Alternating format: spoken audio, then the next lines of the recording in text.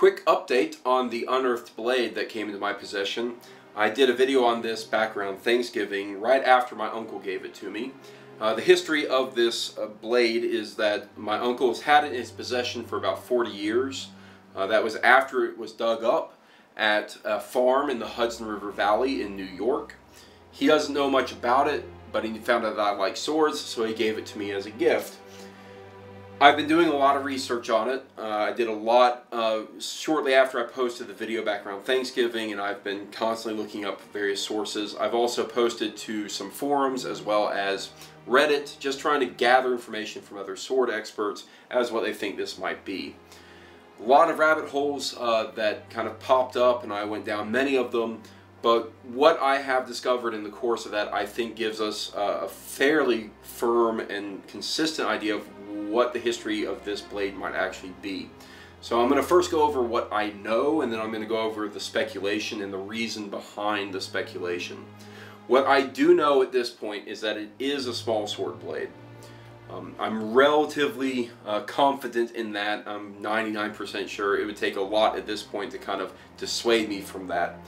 I can't speak to the exact date that it actually came from. I think it is 18th century. The reason for that is because of where it was dug up and the type of sword it is.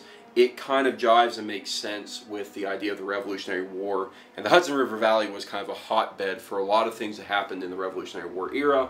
So this is potentially a Revolutionary War blade. Part of what drives me to that conclusion is the likelihood that this is a French small sword blade.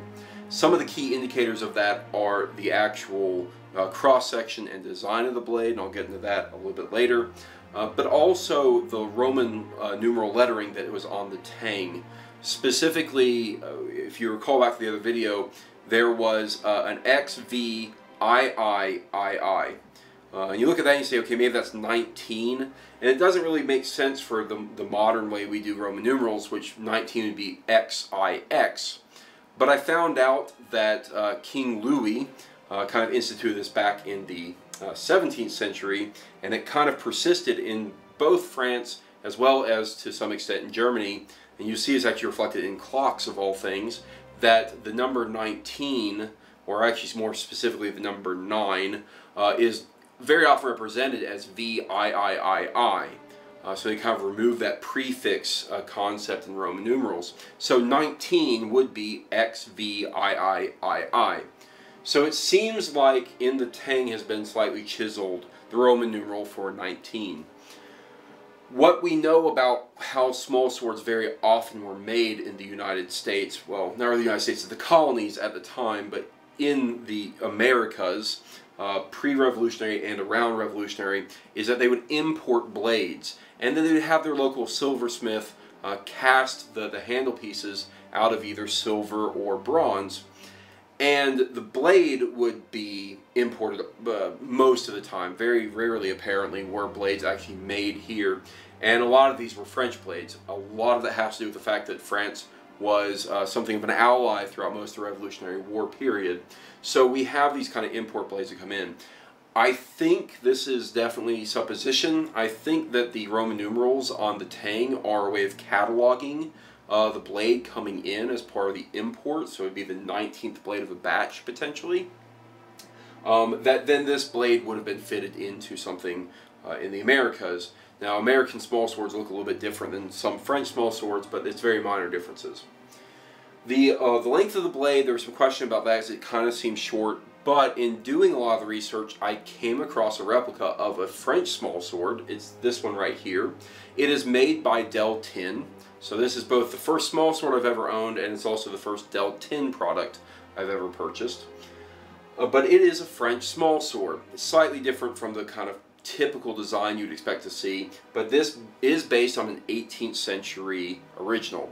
What's interesting about this is that it's actually very similar to the blade that I have in a lot of different ways. There are some differences, and I'm going to go over those real quick. First is the tip of the blade. The tip of the replica small sword by Del 10 comes to a much finer point. The overall blade length is about 2 inches longer, and so it gives it just a little bit more room to go down to a little bit of a finer point.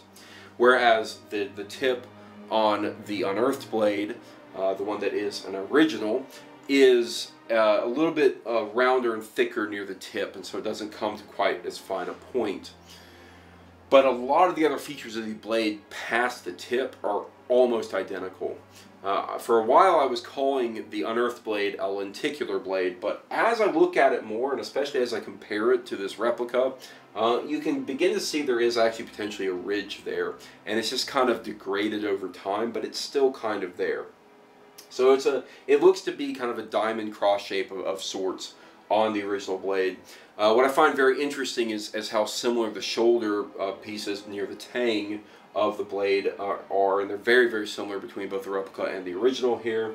And of course the length of the tang is pretty much identical at about 6 inches. So what we can see more or less, and this is again mostly a best guess, is that this is likely again an 18th century kind of Revolutionary War era small sword blade.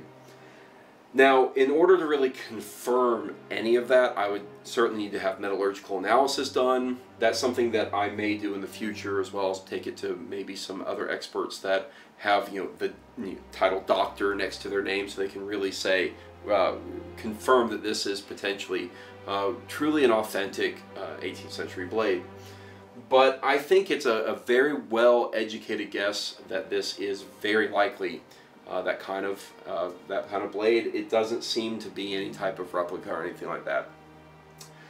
So I decided upon doing all the research that when I came across this Del 10 reproduction, I said, well, that's kind of perfect since I just found a reproduction that's very similar. Maybe I'll buy it in the future and make a nice little shadow box. Well, happened that I was able to get this exact model on sale. And I was able to get a shadow box on sale thanks to all the Black Friday and Cyber Monday sales that were online. And so I went ahead and made the shadow box for a nice display. This is the first real true authentic historical blade that I've ever owned.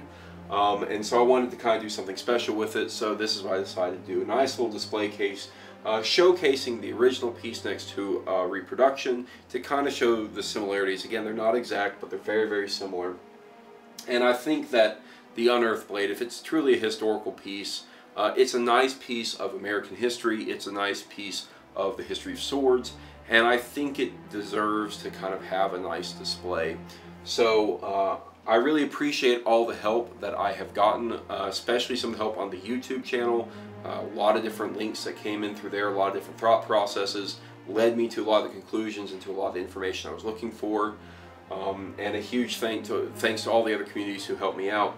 It's been extremely helpful, and I think that we have a very reasonable guess as to what this blade is.